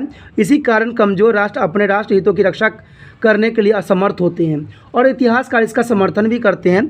इसी कारण विभिन्न विद्वान राष्ट्रीय शक्ति के अंतर्राष्ट्रीय राजनीति का केंद्र बिंदु माने जाते हैं। विदेशी नीति से निर्माता भी शक्ति को जो है राजनीति का केंद्र मानते हैं और इसके आधार पर ही जो है विदेश नीति का निर्माण भी करते हैं। उसके पश्चात है उद्देश्यों का कम महत्व। मार्गार्थों के अनुसार यदि हम राजनीतिक नेताओं के उद्देश्यों को मुख्य रखकर ही किसी देश की विदेश नीति को समझने का यत्न करेंगे तो हम धोखा खा जाएंगे, क्योंकि उद्देश्य सदैव धोखा देता है, ठीक है, और कई बार उसे उद्देश्य गलत नीति का जन्म भी देता है। उदाहरण जो है निवलेस चेरवेलेन कि दृष्टिकोण नीति के उद्देश्य शांति, सुरक्षा और प्रसन्नता की प्राप्ति था, जबकि वास्तव में उसकी यह नीति दूसरे महायुद्ध का कारण भी बनी। दूसरी तरफ प्रधानमंत्री जो है विंस्टन चर्चिल की नीति, जो कि राष्ट्रीय हितों और शक्ति पर आधारित थी, अधिक सफल रही थी। इस कारण जो है अंतर्राष्ट्रीय राजनीति में उद्देश्य को नहीं अतुल का जो है कालगुजारी को प्राथमिकता दी जाती है। तो बात सही भी है कि आप क्या रखते हो लोगों के सामने विचारधारा, इसकी मान्यता नहीं दी जाती है। आप क्या करते हो इस चीज़ को मान्यता यहाँ पर दी जाती है। उसके बाद विचारधाराओं के कम महत्व। राजनीतिक यथार्थवाद विचारधारा को विदेश नीति का आधार नहीं मानता है, क्योंकि विचारधारा का प्रयोग कई बार जो है राष्ट्र शक्ति के लिए किए गए कार्यों को ढांपने के लिए भी धुएं के चादर के रूप में कार्य करता है।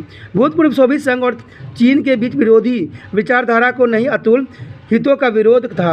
इसी तरह जो है भूतपूर्व सोवियत संघ और अमेरिका के बीच चलता शीत युद्ध भी दोनों देशों के हितों का टकराव था। अंततः इस कारण हम कह सकते हैं कि अंतर्राष्ट्रीय राजनीति में जो है विचारधारा के महत्व में से अंतर्राष्ट्रीय हितों का महत्व अधिक है। उसके बाद जो तीसरा सिद्धांत है यथार्थवाद का, इसमें है हितों की परिवर्तनशीलता।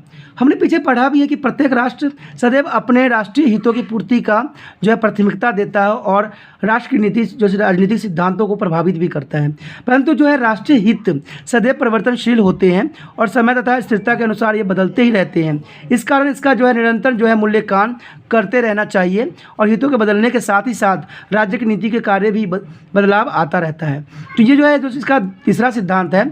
इसी तरह जो है प्रत्येक राष्ट्र की शक्ति में भी परिवर्तन आता रहता है। उदाहरण जो है 1962 ईस्वी में भारत पर चीन द्वारा आक्रमण किया गया था, जिसके परिणामस्वरूप भारत को पराजय का मुंह देखना पड़ा, जिस कारण भारत की शक्ति काफ़ी कम हो गई थी। परंतु इसके बाद जो है 1965 और 1971 के जो युद्धों में भारत को पाकिस्तान के विरुद्ध मिली सफलता ने भारत की शक्ति में काफ़ी वृद्धि भी कर दी। इसके बाद है 1974 और 1998 इसमें भारत द्वारा किए गए परमाणु विस्फोटक भारत द्वारा किए गए औद्योगिक और तकनीकी विकास के परिणाम स्वरूप जो है अंतर्राष्ट्रीय क्षेत्र में भारत की शक्ति में काफ़ी वृद्धि हो गई और आज अंतर्राष्ट्रीय भाईचारा भारत के एक शक्तिशाली राष्ट्र के रूप में मान्यता देता है।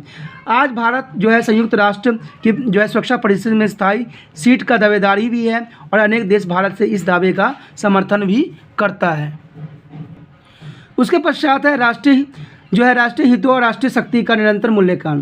कहते हमने ऊपर पढ़ा भी है कि राष्ट्र की शक्ति और जो है राष्ट्रीय हितों में परिवर्तनशील का गुण होता है। इसके पश्चात हमारा है राष्ट्रीय हितों और राष्ट्रीय शक्ति का निरंतर मूल्यांकन होना। देखिए हमने ऊपर पढ़ा भी है कि राष्ट्र की राष्ट्रीय शक्ति और राष्ट्रीय हितों में परिवर्तनशीलता का गुण होता है और इस तरह यह बदलते रहते हैं। इसलिए शक्ति के संदर्भ में परिभाषित राष्ट्रीय हितों का अंतर्राष्ट्रीय संबंधों के वास्तविक विश्लेषण के लिए समय समय पर मूल्यांकन करते रहना चाहिए और राजनीतिक यथार्थवाद जो है राष्ट्रीय शक्ति और राष्ट्रीय हितों के संदर्भ में जो है अंतर्राष्ट्रीय राजनीति को समझने पर बल देना चाहिए। ठीक है, और मान्यता है कि अंतर्राष्ट्रीय राजनीति का विश्लेषण करने के लिए जो है राष्ट्रीय हित और राष्ट्रीय शक्ति के तत्व पर निरंतर ही मूल्यांकन होता रहना चाहिए। इससे क्या होता है कि सिद्धांत जो है हमेशा सटीक और इम्पोर्टेंट बनी रहती है। उसके पश्चात हमारा चौथा सिद्धांत है जो कि काफ़ी इंपॉर्टेंट भी रखता है। देखिए इसमें अमूर्त नैतिक सिद्धांत जो है राजनीति पर लागू नहीं किए जा सकते। इसमें कोई संदेह नहीं है कि राजनीतिक यथार्थवाद नैतिक सिद्धांतों को महत्व को स्वीकार करता है, परंतु उसका यह जो दृढ़ विश्वास है कि अमूर्त और सभी को नियमबद्ध करने के रूप में उन्हें राज्य के कार्यों पर लागू नहीं किया जा सकता। किसी भी जो है राजनीति जो है कार्य को जो है सैन्य महत्व संबंधित कोई विवाद ही नहीं है, परंतु जब तक समय, स्थान तथा स्थिति को सामने रख कर उसमें परिवर्तन नहीं कर लिया जाता तब तक उसका जो है राज्य के कार्य में प्रयोग नहीं किया जा सकता। यथार्थवाद मानता है कि राज्य से यह आशा नहीं रखनी चाहिए कि वह व्यक्तियों की तरह ही नैतिक सिद्धांतों का पालन करेगा। वह व्यक्ति तो कह सकता है कि भले ही हमारा सारा संसार तबाह हो जाए, इसे न्याय मिलना चाहिए। ये तो हर देश का जो है यही जो है प्रलाप रहती है। Let justice be as done even if the world is a crisis. यानी परंतु राज्य ये नहीं कह सकता है, क्योंकि राज्य दूसरे के हितों अर्थात जो है राष्ट्रीय हितों के बलिदान नहीं कर सकता है। राजनीति नीति शास्त्र नहीं है और शासक जो है सदाचारी नहीं होते हैं।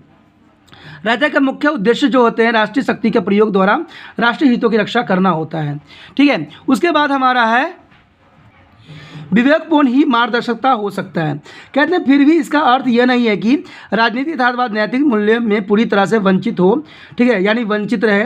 यह राज्य के कार्य पर नैतिक सिद्धांतों के प्रभाव को मानता है और इसी कारण इसकी भूमिका और महत्व का मूल्यांकन विश्लेषण करता है, परंतु ऐसा करते समय विवेक से काम लेना चाहिए। मार्गाथो ने साफ शब्दों में ये बात क्लियर कहा था कि विवेक के बिना यथार्थ किसी भी नैतिक कार्य को राजनीतिक परिणाम पर ध्यान दिए बिना जो है राजनीतिक नैतिकता नहीं हो सकती। यथार्थवाद को विवेक और राजनीतिक कार्य के जो है वैकल्पिक परिणामों का मूल्यांकन करने के लिए सर्वोत्तम गुण मानता है। यानी दूसरे शब्दों में कह सकते हैं कि यथार्थवाद यह स्वीकार करता है कि अंतर्राष्ट्रीय राजनीति में नैतिकता के सिद्धांत स्थिति के अनुसार ही माने जाते हैं। तो चलिए कहीं हद तक जो है बात सही भी है और इस बात का समर्थन जो है हर एक राजनीतिक शास्त्र जरूर राजनीतिक जो व्यक्ति है वो जरूर करता होगा। उसके पश्चात जो है हमारा है पांचवा सिद्धांत, ये भी बहुत महत्व रखता है। ठीक है, राजनीति के लिए यानी यथार्थवाद के लिए राष्ट्र की नैतिक इच्छाओं और सर्वव्यापक नैतिक सिद्धांत में अंतर क्या होती है। कहते हैं राजनीतिक यथार्थवाद किसी राज्य के नैतिक इच्छाओं और सारे संसार पर लागू होने वाले नैतिक कानूनों को एक सामान्य मानने से इनकार करता है। वो यह भी स्वीकार करने से इनकार करता है कि किसी राज्य के जो है राष्ट्रीय हित या नीतियाँ सर्वव्यापक नैतिक सिद्धांत का ही प्रतिबिंब होती है। यानी प्रत्येक अपने जो है राष्ट्रीय हितों को ही ऐसे ही सिद्धांतों के आड़ में छिपाने का यत्न करता है। राष्ट्रीय जो है नीतियों को नैतिक सिद्धांतों का ही वास्तविक अभिव्यक्ति मानना है, न केवल भ्रम में डालता है, अतुल यह राजनीति के लिए भी खतरनाक भी हो सकता है। उसके बाद है राष्ट्र सदैव जो है राष्ट्रीय हितों की सुरक्षा करने के लिए यत्न करते हैं, न कि नैतिक सिद्धांतों को। राष्ट्र सदैव अपने जो है राष्ट्रीय हितों को न कि नैतिक सिद्धांतों की सुरक्षा बनाने का यत्न करते हैं और वे अपना जो है प्रत्येक कार्य इन उद्देश्यों की पूर्ति के लिए ही करते हैं। उनका कार्य सदैव शक्ति के रूप में परिभाषित राष्ट्रीय हितों पर आधारित होते हैं और इस कारण किसी भी राष्ट्र की नीति को सर्वव्यापक नैतिक सिद्धांत के साथ मिलाने का यत्न नहीं करना चाहिए। राष्ट्र केवल दिखावा मात्र के लिए ही नैतिक सिद्धांतों को मानते हैं, जबकि यह वास्तविकता नहीं होती है। राष्ट्र की नैतिक के वास्तविक स्वरूप को केवल राष्ट्र के राष्ट्रीय हितों के परिश्रम में ही समझा जा सकता है। यानी जब तक आप परिश्रम नहीं कीजिएगा तब तक जो है राष्ट्रीय हितों को समझना शायद आपके लिए भी संभव न हो। उसके पश्चात जो है हमारा छठा सिद्धांत और आखिरी सिद्धांत है, कहते हैं अंतर्राष्ट्रीय राजनीति की स्वामित्वता। ये बात भी बहुत इंपॉर्टेंट रखती है, क्योंकि ऊपर लिखित 5 सिद्धांतों को पढ़ने के बाद हम ये कह सकते हैं कि राजनीतिक यथार्थवाद का राजनीति जो है मामलों के प्रति अपना वैधिकता और नैतिक दृष्टिकोण है। वैधिक रूप से राजनीतिक यथार्थवाद राजनीतिक क्षेत्र के जो है स्वायत्तता को स्थापित करता है। यह राजनीतिक यथार्थवाद सदैव शक्ति के रूप में परिभाषित हितों के बारे में सोचता है। जैसे एक जो है अर्थशास्त्री जो है पुष्टि करता है कि एक नैतिकतावाद अपने कार्यों को जो है पुष्टि नैतिक नियमों के अनुसार करता है। इस तरह जो अंतर्राष्ट्रीय राजनीति संबंधी राजनीतिक यथार्थवाद न तो यथार्थवादी, न ही कानून और न ही नैतिकवादी दृष्टिकोण है। इसका संबंध तो अंतर्राष्ट्रीय राजनीति में शक्ति के रूप में परिभाषित राष्ट्रीय हितों के साथ है और इस तरह इसका मानना अलग विषय वस्तु भी है। लेकिन हम कह सकते हैं कि सारे बात जो है सिद्धांत जो है राजनीति पर आधारित है और इनके जो 6 सिद्धांत हैं बहुत ही महत्वपूर्ण है। ठीक है, लेकिन इसमें जो है हम इन सबको करने के बाद 6 नीतियाँ जानने के बाद 6 सिद्धांत जानने के बाद हमने क्या जाना, इसे हमें क्या निष्कर्ष निकाल सकते हैं, इसके बारे में हम क्या कह सकते हैं। निष्कर्ष के रूप में हम सिर्फ इतना ही कह सकते हैं कि पहला तो यही बात कहेंगे कि राजनीतिक यथार्थवाद अंतर्राष्ट्रीय राजनीति को राष्ट्र के बीच शक्ति के लिए संघर्ष मानता है, जिसके द्वारा प्रत्येक राष्ट्र अपने राष्ट्रीय हितों की प्राप्ति के लिए सदैव यत्नशील रहता है।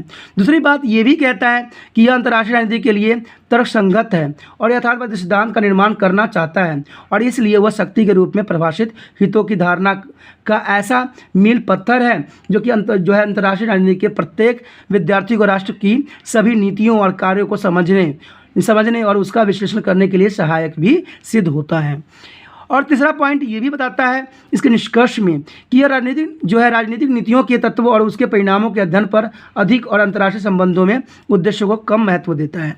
ठीक है, उसका चौथा पॉइंट यही बात कहता है निष्कर्ष में कि यह राज्यों के कार्य का निरीक्षण करने के लिए सर्वव्यापक नैतिक सिद्धांतों का प्रयोग करने से इनकार करता है और बदले में अंतर्राष्ट्रीय राजनीति की नीतियों और तथ्यों का विश्लेषण करने के लिए विवेकों का प्रयोग करने पर अधिक बल देता है। उसके बाद जो है पांचवा सिद्धांत यही कहता है, जो इसका निष्कर्ष में आता है, राजनीतिक यथार्थवाद विश्वास करता है कि प्रत्येक राष्ट्र की विदेश नीति नैतिक सिद्धांत पर नहीं अतुल राष्ट्रीय हितों पर आधारित होती है, जो कि बहुत जरूरी भी है। हमें नैतिक सिद्धांतों पर आधारित नहीं रखना चाहिए। हमारा जो है बल हमेशा सदैव जो है कि राष्ट्र हितों पर आधारित होनी चाहिए। नैतिक नियमों का प्रयोग तो राष्ट्र हितों के उद्देश्य को छिपाने के लिए पर्दे के रूप में प्रयोग किया जाता है। उसके बाद है हमारा जो 6वां पॉइंट यही कहता है कि अंत में राजनीतिक यथार्थवाद शक्ति के रूप में परिभाषित राष्ट्र हितों का अध्ययन करने वाले विषय के रूप में अंतर्राष्ट्रीय राजनीति की स्वतः विषय के रूप में वकालत भी करता है। उसके बाद लास्ट जो इसका है 7वां पॉइंट, जो डायरेक्ट ये बात कहता है कि शांति की स्थापना के लिए मार्गथों ने जो है कूटनीति के शक्तिशाली साधन स्वीकार भी करता है। चलिए सारे बात से तो ये बात हमें साफ समझ में आ गया है। 6 सिद्धांतों के पढ़ने के बाद एक बात तो साफ क्लियर हो गया है कि शांति के लिए स्थापना के लिए अगर आपको राजनीतिक कूटनीति की भी करना पड़ जाए तो वो भी जो है देश कल्याण के लिए और देश हित के लिए आवश्यक माना जाता है। उसके बाद है अंतर्राष्ट्रीय राजनीति के यथार्थवाद दृष्टिकोण की आलोचना। देखिए मार्गोस के यथार्थवाद सिद्धांतों का आलोचनात्मक मूल्यांकन बहुत से लोगों ने जो है इसके गलत भी कहा है, बहुत से लोगों ने इसको सही भी कहा है, लेकिन हम इसको पढ़ेंगे तो जानेंगे आखिर इसमें है क्या। ठीक है, तो चलिए देखते हैं इसमें है क्या। इसमें आलोचना में तो पहली बात यही आता है कि शक्ति पर अधिक बल है। देखिए यथार्थवाद में जो आलोचक ने ये बात साफ कहा था कि यथार्थवादी जो है सिद्धांतों के समर्थक द्वारा शक्ति की धारणा पर आधारित है जिसे अधिक बल दिया गया है और उसके द्वारा अंतर्राष्ट्रीय राजनीति को शक्ति के रूप में परिभाषित राष्ट्रीय हित यानी national interest of defence in the term of power माना गया है, जो पूरे तरह से ठीक नहीं है। इसमें कोई संदेह नहीं है कि राष्ट्रीय हित और राष्ट्रीय शक्ति अंतर्राष्ट्रीय राजनीति के महत्वपूर्ण तत्व हैं, परंतु केवल इन दोनों तत्वों को ही अंतर्राष्ट्रीय राजनीति का आधार मानकर चलना तर्कसंगत भी नहीं है। शक्ति के अंतर्राष्ट्रीय अनेक तत्व है जिनके अंतर्राष्ट्रीय राजनीति में अपना विशेष महत्व रखता है, जबकि मार्गथो द्वारा उन तत्वों के महत्व को पूरी तरह से अपेक्षा भी की गई है। उसके बाद है न तो पुण्यता स्वभाविवाद और पुण्य तर्कसंगत।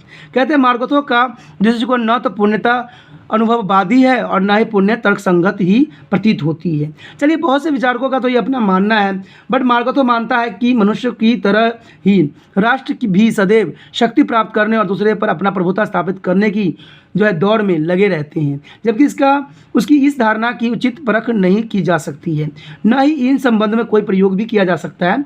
उसका तर्क भी सीमित है। यह मानना कि नीति पूरी तरह से तर्कसंगत होनी चाहिए भी गैर संगत है। कोई भी तर्कसंगत सिद्धांतों के महत्व की अपेक्षा नहीं कर सकता है, परंतु फिर भी हम नीति निर्माण में अवैविक तत्व की भूमिका का जो है अवहेलना नहीं कर सकते हैं। तो ये बात जो है बहुत काफ़ी इंपॉर्टेंट भी रखता है। उसके बाद है जो है मूल्य के महत्व को अवलोकन की गई है। देखिए अंतर्राष्ट्रीय राजनीति के संबंधी यथार्थवादी दृष्टिकोण के अंतर्राष्ट्रीय राजनीति में मूल्य को जो है महत्व को पूरी तरह से अवहेलना करता है। अंतर्राष्ट्रीय राजनीति केवल शक्ति के लिए संघर्ष ही नहीं, इसे सहयोग, विवाद व अशांतिपूर्वक निपटाने और न्याय पर आधारित अंतर्राष्ट्रीय जो व्यवस्था की स्थापना आदि तत्व का अपना जो है महत्व देता है। कई विद्वान द्वारा तो अंतर्राष्ट्रीय व्यवस्था की स्थापना आदि तत्व को सिद्धांतों का प्रचार भी किया गया है। बहुत से विद्वान ने इसके बहुत से जो है विचारधारा रखे हैं, लेकिन कहते हैं कि कई विद्वान द्वारा जो है अंतर्राष्ट्रीय व्यवस्था की स्थापना आदि तत्वों को अपनाकर किया गया है और कई विद्वान तो अंतर्राष्ट्रीयवाद को जियो और जीने दो आदि शब्द में सिद्धांतों का प्रचार भी किया है और इन्हें विश्व शांति की स्थापना के लिए आवश्यक माना है, परंतु यथार्थवाद दृष्टिकोण के समर्थक द्वारा ऐसे मूल्य को कोई महत्व नहीं दिया गया है। इस तरह जो है पक्षपाती और एक तरफा प्रतीत होती है। देखिए दोस्तों बहुत से जो है आपने फाजीवादी और नाजीवादी भी जाना होगा, समझा होगा। उसमें हिटलर की जो थी और जो उसकी विचारधारा थी बिल्कुल ही जो है लोकतांत्रिक और देश हित से अलग थी। सिर्फ उसने बेशक कई राष्ट्र को जो है महत्वपूर्ण राष्ट्र को जीत भी लिया था, लेकिन कहते हैं ना उसका विचारधारा जो था जन कल्याण के लिए बिल्कुल ही सही नहीं था। उसके बाद है अवैज्ञानिक दृष्टिकोण। मार्गथो के यथार्थवाद सिद्धांतों की जड़ें मानव स्वभाव में है और मानव स्वभाव की कोई वैज्ञानिक व्याख्या नहीं की जा सकती है, क्योंकि मानव स्वभाव बहुत चंचल होती है और समय की स्थिति के अनुसार यह बदलता रहता है। व्यक्ति कभी देव और कभी दैत्य बन जाता है। इस कारण यह कहना कि मानव स्वभाव स्थिर होता है ठीक नहीं होगा। मार्क्स के मानव स्वभाव संबंधी विचारों का हवस और मैक्सवाइसिस के विचार का जो है प्रत्यक्ष प्रभाव दिखाई देता है, जबकि हवस और मैक्सवाइस के मानव स्वभाव के संबंधी विचारों का कोई वैज्ञानिक आधार भी नहीं है। आज का सभ्य मनुष्य हब्स द्वारा मानव स्वभाव जो संबंधी प्रकट भी किए गए हैं विचारों से कहीं भिन्न है, और वह शांति, सहयोग और एकजुटता की स्थापना के लिए जो है अधिक चिंतित है, और वह विवादों और युद्धों और तनावों से बचाना चाहता है। तो ये बातें जो है, चलिए सबका अपना विचारधारा है, ठीक है। कई आलोचकों ने ये बात जो है गलत सिद्ध करने की कोशिश भी किया है, लेकिन कहते हैं ना कि इंसान के जो मन होता है सदैव चंचल होता है, और चंचल के साथ जो है इसकी तुलना की गई है, ये जो वैज्ञानिक जो है अवैज्ञानिक दृष्टिकोण ही माना जाएगा। उसके पश्चात राष्ट्रीय शक्ति और राष्ट्रीय हितों को मापा नहीं जा सकता है। ये कहीं हद तक सही भी बात है। यदि शक्ति के रूप में परिभाषित हितों की सिद्धांतों के अंतर्राष्ट्रीय राजनीति का आधार मान लिया भी जाए, फिर भी अंतर्राष्ट्रीय राजनीति को ठीक तरह से समझने के रास्ते में कई कठिनाई भी आती है। कहते हैं किसी भी राष्ट्र के जो राष्ट्रीय शक्ति को मापना कठिन नहीं, अतुल असंभव भी है, क्योंकि हमारे पास कोई भी ऐसा मानदंड नहीं है जिसमें राष्ट्र की शक्ति को मापा जा सके। कई राष्ट्र आर्थिक रूप से मजबूत भी होती है, जबकि उनको सैन्य शक्ति कमज़ोर होती है। राष्ट्र की राष्ट्रीय शक्ति को तो अनेक निर्धारित तत्व होते हैं, जैसे कि आर्थिक, सैनिक, भौगोलिक, भावनात्मक आदि। इसी तरह जो है राष्ट्र के राष्ट्रीय हितों का कोई निश्चित मापदंड भी नहीं होती है। कोई भी राष्ट्र जो है राष्ट्रीय सुरक्षा को अधिक महत्व देती है, जबकि कोई राष्ट्र आर्थिक विकास को अधिक महत्व देता है। इसके साथ साथ हम यह भी नहीं बात कर सकते हैं कि किसी भी राष्ट्र को कितनी सुरक्षा और कितने आर्थिक विकास की ज़रूरत है। इस तरह हम राष्ट्रीय हितों की कोई सीमा निश्चित नहीं कर सकते हैं, जो कई हद तक सही भी है। उसके बाद जो है राष्ट्रीय हित जो है गतिशील होते हैं और वो बदलते ही रहते हैं। इस कारण जो है अंतर्राष्ट्रीय राजनीति के विद्यार्थियों को राष्ट्रीय हितों के स्वरूप और क्षेत्र के समझने में काफ़ी मुश्किल आती है। तो ये बात तो सही है कि राजनीति के जो तत्व है, राजनीति के जो राष्ट्र के हित होते हैं समय समय के साथ बदलते रहते हैं। कभी पानी की आवश्यकता हो जाती है, तो कभी सांस लेने में कठिनाई आ जाती है, तो कभी प्रदूषण की समस्या आ जाती है। तो राष्ट्र की हित जो है हमेशा जो है समय समय पर बदलती रहती है, वो एक जैसा नहीं रहता है। इसलिए जो है जो राजनीति शास्त्र के जो विद्यार्थी हैं सदैव इसमें कन्फ्यूज़न उनको बना ही रहता है कि आखिर हम इस सिद्धांत को सही भी कहें कि गलत कहें। उसके पश्चात है युद्ध का समर्थन। मार्क्सवाद का अंतर्राष्ट्रीय राजनीति का यथार्थवादी सिद्धांत युद्ध का समर्थन करता है, जो ठीक नहीं है। मार्क्सवाद शक्ति के लिए संघर्ष और अंतर्राष्ट्रीय राजनीति के प्राकृतिक और चिरस्थायी वास्तविकता का मानता है। उसका दावा है कि मनुष्य की तरह ही राष्ट्र के लिए भी यह स्वाभाविक है कि वह शक्ति के लिए संघर्ष तथा दूसरे राष्ट्र पर अपना प्रभुता स्थापित करे, परंतु यह भूल जाते हैं कि इसके परिणाम स्वरूप युद्ध को बढ़ावा मिलेगा और वही सारी जान माल की क्षति होगी, और विश्व में जिसकी लाठी उसकी भैंस in man to be right वाला सिद्धांत लागू होगा। इसके परिणाम स्वरूप जो है प्रसारवाद की नीति की समर्थन भी मिलता है, और शक्तिशाली जो राष्ट्र है कमजोर राष्ट्र पर अपना जो है प्रभाव स्थापित करने का प्रयत्न भी करेंगी, जो आत्मसमरण नीति के सिद्धांत यानी प्रिंसिपल ऑफ सेल्फ डिटर्मिनेशन के विरुद्ध होगा। चलिए ये बात भी बहुत ज़रूरी भी है और बहुत नैतिक संगत भी है। उसके पश्चात है नैतिक के महत्व को अपेक्षा की गई है। मार्क्सवाद अंतर्राष्ट्रीय राजनीति में नैतिक के महत्व की अपेक्षा करता है। उसका विचार है कि ना तो कोई राष्ट्र अपनी अंतर्राष्ट्रीय नीतियों को नैतिक सिद्धांतों के आधार पर बनता है और न ही जो बननी चाहिए। नैतिकता पर निर्धारित जो है निर्भरता को परिणाम स्वरूप सिद्धांतों के परिणाम स्वरूप नीतियाँ जो होती है अव्यवहारिक और आदर्श बन जाएगी, और इसका व्यवहारिक जीवन में कोई महत्व नहीं रह जाता है। यथार्थवादी दृष्टिकोण के समर्थकों का यह विचार काफ़ी खतरनाक भी है। नैतिकता का अपना महत्व है। नैतिकता व्यक्तियों की अच्छाई के लिए मार्गदर्शन भी करती है और उसे अच्छे काम करने के लिए प्रेरित करती है। नैतिक आधार के बिना नैतिक उसी तरह से होगी जैसे आत्मा के बिना शरीर होगा, और इसके सबको परिणाम विश्व में से शांति और एक सुरता की भावनाओं का अंत हो जाएगा। तो ये कहीं हद तक सही भी बात है, क्योंकि एक चीज़ नहीं रहेगी तो दूसरा का क्या अस्तित्व रह जाएगा। उसके पश्चात है नैतिकता और राष्ट्रीय हितों के बीच एक सुरता स्थापित करने की ज़रूरत है। कहते हैं मार्क्सवाद का दृष्टिकोण के अन्य समर्थक नैतिकता पर राष्ट्रीय हितों की विशेषता स्थापित करते हैं और नैतिकता के मूल्य के मुकाबले में राष्ट्रीय हितों को प्राथमिकता भी देते हैं, जबकि उनका यह विचार ठीक नहीं है। राष्ट्र अपने राष्ट्रीय हितों का ख्याल रखते हैं और उन्हें रखना भी चाहिए, परंतु इसका यह अर्थ नहीं है कि नैतिकता को राष्ट्रीय हितों से पूरी तरह से बाहर निकाल दिया जाए। यदि नैतिकता को आधार बनाकर राष्ट्रीय हितों का विकास किया जाए तो यह और भी अधिक अच्छा होगा, क्योंकि इससे दूसरे राष्ट्र के हितों पर कोई बुरा प्रभाव नहीं पड़ेगा। नैतिकता व्यक्तियों के अच्छे कार्य करने के लिए हमेशा प्रेरणा देती है। उसके बाद है विवेकों और अधिक महत्व। मार्गदर्शक नीति जो है निर्माण में विवेक और मार्गदर्शक मानता है, जबकि प्रत्येक स्थिति में केवल विवेक का सहारा ही नहीं लिया जा सकता। जो है समाज और स्थिति के अनुसार विवेक भी बदल जाता है, क्योंकि कहते हैं ना समय जैसा रहेगा वैसा ही आपको विवेक से काम लेना की आवश्यकता होती है, और प्रत्येक स्थिति में जो है विवेकहीन होना मुश्किल होता है। आज का विश्व जटिल है और प्रत्येक नई सुबह इससे नए नए परिवर्तन होते ही रहते हैं। ऐसी स्थिति में जो बात आज उचित है आवश्यक नहीं है कि वह कल भी उचित ही हो, और ऐसी स्थिति में विवेक की भूमिका बहुत सीमित हो जाती है। कई बार ऐसी स्थिति को पैदा भी हो जाती है कि बुद्धि कुछ और सोचती है जबकि स्थिति कुछ और ही मांग करती है। तो ये बात तो बहुत ही मान्य रखता है कि कभी बुद्धि जो सोचती है वो स्थिति नहीं मानती है, स्थिति उसके विपरीत होती है। उसके पश्चात है यथार्थवाद और आदर्शवाद का मिश्रण। देखिए रॉबर्ट टस्क और कैथरीन वॉटर्स आदि विद्वान मैरगथ के यथार्थवादी सिद्धांतों को पूरी तरह से यथार्थवादी सिद्धांत नहीं मानते हैं। अगर उनका विचार है कि या तो यह यथार्थवाद और आदर्शवाद का मिश्रण है। मार्गोथ का विचार है कि सभी राज्य शक्ति प्राप्त करना चाहते हैं और सबको शक्ति प्राप्त करनी भी चाहिए। इसका अर्थ यह हुआ कि जो एक राष्ट्र कर रहा है उसे यह करते रहना चाहिए, और यही मार्गोथ का आदर्शवाद है। और टक्कर और वास्तव दोनों ही विद्वान मार्गोथ के इस दृष्टिकोण को यथार्थवाद और आदर्शवाद को जोड़ मानते हैं। चलिए कुछ विचार जो होता है कुछ विचारों के साथ जरूर मेल खाती है, तो इसको हम गलत नहीं कह सकते। उसके बाद गैर राजनीतिक संबंधों की भूमिका की अपेक्षा भी की गई है। मार्गथों और यथार्थवाद दृष्टिकोण के समर्थक अंतर्राष्ट्रीय संबंधों में केवल राजनीतिक संबंधों को ही महत्व देते हैं, और प्रत्येक वह कार्य जो शक्ति के संदर्भ में किया जाता है राजनीतिक कार्य है।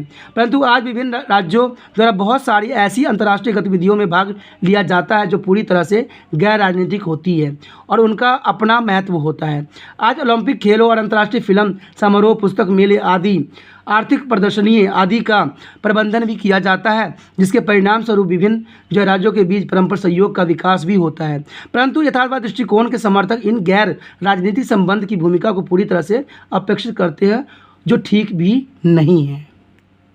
उसके पश्चात हमारे पास है राजनीतिक स्वायत्तता नहीं है।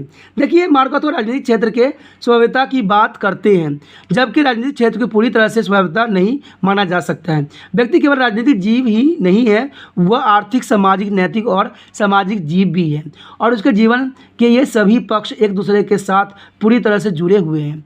आज से कई सौ वर्ष पहले आर्थर द्वारा कहा गया था कि राजनीति का अध्ययन व्यक्ति के जीवन के विभिन्न पक्षों के संदर्भ में किया जाना चाहिए।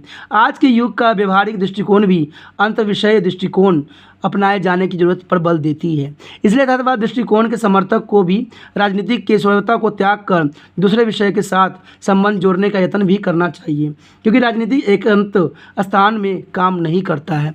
उसके बाद है विचारों के महत्व की अपेक्षा की गई है। मार्गथों अंतर्राष्ट्रीय राजनीति में केवल राष्ट्रीय हितों को ही महत्व प्रदान करता है, और उसका विचार है कि विभिन्न राष्ट्र के बीच मतभेद का कारण केवल हित ही होते हैं। परंतु उनका यह दृष्टिकोण पूरी तरह से ठीक नहीं है। इसमें कोई संदेह नहीं है कि दूसरे जो है महायुद्ध के बाद विश्व में चले शीत युद्ध के लिए सोवियत संघ और अमेरिका के बीच हितों का विरोध भी उत्तरदायी था, परंतु इसके साथ साथ शीत युद्ध के पैदा होने के लिए दोनों देशों के बीच पाए जाने वाले विचारात्मक मतभेद भी उत्तरदायी है।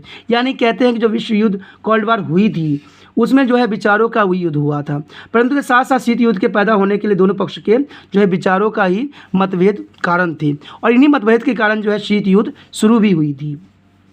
सोवियत संघ विश्व में साम्यवादी विचारधारा का प्रसार करना चाहता था, जबकि संयुक्त राष्ट्र अमेरिका साम्यवादी बढ़ाते प्रभाव को रोकना चाहता था। अपने अपने उद्देश्य की पूर्ति के लिए दोनों देशों द्वारा सैनिक गठजोड़ का सहारा भी लिया गया, परंतु सोवियत संघ के बिखर जाने से विश्व में शीत युद्ध की समाप्ति भी हो गई। उसके बाद है एकरूपता का अभाव।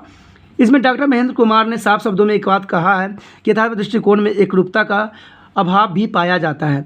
उसका विचार है कि मार्गथों शक्ति के लिए संघर्ष, विवाद और मतभेद को अंतर्राष्ट्रीय राजनीति की प्राकृतिक विशेषता भी स्वीकार करता है, और मानता है कि अंतर्राष्ट्रीय राजनीति कभी न समाप्त होने वाली शक्ति के लिए संघर्ष है, परंतु इसके साथ साथ वह अंतर्राष्ट्रीय स्तर पर शांति और एकरूपता स्थापित करने की जरूरत भी अनुभव करता है, और इसके लिए वह कूटनीति को उचित साधन मानता है। इस तरह उसके मानव स्वभाव और संबंधी विचार काफ़ी निराशावादी है, जबकि वह अपने इस विचारों का जो है तर्कसंगत निष्कर्षण निकालने में असफल रहा है। इस तरह जो है मार्गों विचारों में अनेक असंगतता पाई जाती है। उसके पश्चात है कई नई प्रश्नों को जन्म। कैग्रो और विकैफ के अनुसार यथार्थवाद दृष्टिकोण अनेक नए प्रश्नों को जन्म भी देती है। उनके उत्तर मिलने कठिन हैं। उदाहरण, एक सैनिक जो है गठजोड़ शांति के साधन थे या इनके द्वारा जो है अस्थिरता पैदा की गई थी। क्या संयुक्त राष्ट्र की स्थापना विश्व में शांति स्थापना के लिए की गई थी? यह कुछ राष्ट्र की निजी हितों के विकास का भी यंत्र माना जा सकता है। क्या शस्त्रों की दौड़ शांति स्थापना के लिए आवश्यक है? तो ये बात तो बहुत ही सही है। क्या शस्त्र से क्या हम शांति स्थापना कर सकते हैं? शायद संभव नहीं है। कहते हैं ना कि आप जो है गोला बारूद पे खड़े हो और शांति की बात कर रहे हो, ये तो यही हो गया कि अपने आप को मूर्ख बनाना। यह अंत में अशांति का कारण भी बन जाती है। क्या शीत युद्ध वरदान था या अभिश्राप? इस तरह से अनेक प्रश्न हैं जिनका यथार्थवाद दृष्टिकोण द्वारा कोई उत्तर नहीं दिया गया है। देखिए, कहते हैं क्या शीत युद्ध वरदान था अभिश्राप? कहते हैं शीत युद्ध किसी भी हद तक वरदान तो हो ही नहीं सकता, एक तरह से अभिश्राप था। क्यों? क्योंकि इसके वजह से जो है हमने कई सालों तक यानी 1945 से लेके 1991 तक जो अशांति के जीवन हमने जिया है, तो हम कैसे कह सकते हैं कि यह वरदान है? एक तरह से कहा जाए तो यह अभिश्राप है, क्योंकि ऐसा कभी भी नहीं होना चाहिए। कहते हैं व्यक्ति को मार देने से उसका जीवन लीला ही खत्म हो जाता है, लेकिन उसको जो है आधे मारा हुआ और आधे जो है डट डट के जीने से अच्छा है कि ख़त्म हो जाना ही बेहतर है। तो जब शीत युद्ध हो रही थी तो सभी देशों में ये खौफ थी कि युद्ध कब शुरू हो जाएगा और कब ख़त्म होगी, इसका कोई निश्चित समय अवधि नहीं है। क्योंकि जो है प्रथम विश्व युद्ध और द्वितीय विश्व युद्ध की जो घटना घटी थी, सभी देश ने इसका मार झेला था। इसलिए जो शीत युद्ध चल रही थी वो कदाचित उचित नहीं थी। अब इन सब बातों के पढ़ने के बाद ये निष्कर्ष साफ शब्दों में कहा जा सकता है, यानी यथार्थवाद दृष्टिकोण के लिए जो है साफ शब्दों में कहा गया है कि अंतर्राष्ट्रीय राजनीति के संबंध यथार्थवाद दृष्टिकोण, जिसे मार्गथो का यथार्थवाद सिद्धांत भी कहा जाता है, में काफ़ी कमियां भी पाई गई है। देखिए, राजनीति जब लिखी जाती है तो नहीं कि सब बातें स्पष्ट रूप से लिखी जाएगी, कुछ कमियाँ तो रहती है, जिस कारण ये राष्ट्र के व्यवहार का पुण्य वर्णन करने में असफल रहा है। यह अंतर्राष्ट्रीय राजनीति के कुछ पक्षों को ही व्याख्या करता है और अंतर्राष्ट्रीय वास्तविकता की पूरी जो है यथार्थ व्याख्या नहीं करता है। इस दृष्टिकोण का प्रयोग केवल राष्ट्र के शक्ति संबंध की व्याख्या के लिए ही किया जा सकता है और इस तरह जो है अंतर्राष्ट्रीय राजनीति का अपूर्ण सिद्धांत है। मार्गथो का यथार्थवाद सिद्धांत संबंधी अपने विचार प्रकट करते हुए जो है प्रसिद्ध विद्वान बेनो जो है वाशरमैन ने साफ शब्दों में कहा और अपना विचार रखा है कि जब तक मार्गथो के सिद्धांत का प्रभाव स्थापित है, अंतर्राष्ट्रीय राजनीति की वैज्ञानिक अध्ययन में कोई भी विकास संभव नहीं है। चलिए, सभी विद्वानों का अपना विचार था, ठीक है। इसी के साथ जो है दोस्तों हमारा टॉपिक आज खत्म हो रहा है, ठीक है। अगर आपको अच्छा लगा तो लाइक शेयर सब्सक्राइब जरूर कीजिए। अगर पहली बार अगर आप वीडियो देख रहे हो, पहली बार मेरे चैनल पे आए हो, तो सब्सक्राइब करना आपका फ़र्ज़ बन जाता है। सब्सक्राइब करने से ये होगा कि जो भी मैं आप क्लास के रिगार्डिंग कोई भी वीडियो डालूंगा उसका नोटिफिकेशन जो है समय समय पर आपको प्राप्त होता रहेगा। अगर सब्सक्राइब नहीं कीजिएगा, अगर आप दोबारा से तिरपान सेंटर पर आने की कोशिश कीजिएगा तो वहाँ पर आप तिरपान लिखिएगा तो जो है वो तिरपस कर देगा, ठीक है। जो आप गूगल पर सर्च करेंगे तिरपस कर देगा, जिससे वजह से आप जो है मेरे वीडियो का जो है फायदा नहीं उठा पाओगे। तो सोचिए मत, विचार मत कीजिए, सब्सक्राइब कीजिए। आप सोचते होइएगा कि मेरा जो एग्जाम खत्म हो जाने के मेरा क्या जरूरत है तिरपान श्री सेंटर से, ठीक है, तो इसलिए सब्सक्राइब नहीं करने को सोचिएगा। लेकिन दोस्तों ऐसा नहीं है, तिरपान श्री सेंटर जो है बहुत हेल्पफुल है। क्योंकि ये जो है आपके 8th class 9th 10th 11th 12th जो आर्ट्स के सब्जेक्ट को कवर करता ही है, प्लस जो है ये NIC बोर्ड के जो है 10th प्लस 2 को भी कवर करता है। साथ में BA जो है फर्स्ट ईयर से लेकर 6 सेमेस्टर तक बच्चों के लिए ये अग्रसर रहेगा आर्ट्स सब्जेक्ट में। तो सोचिए नहीं, विचार नहीं कीजिए, काफ़ी जो है तिरपान स्टडी सेंटर का फ़ायदा ही फ़ायदा है, ठीक है।